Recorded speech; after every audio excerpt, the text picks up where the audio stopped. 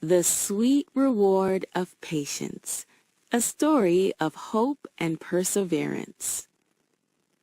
In a quiet village lived a hard-working farmer named Kareem. He decided to plant a mango tree in his small field. Every day he watered the plant and protected it from animals. Months passed, but the plant remained small. Villagers laughed and told him to stop wasting time. But Kareem believed in patience.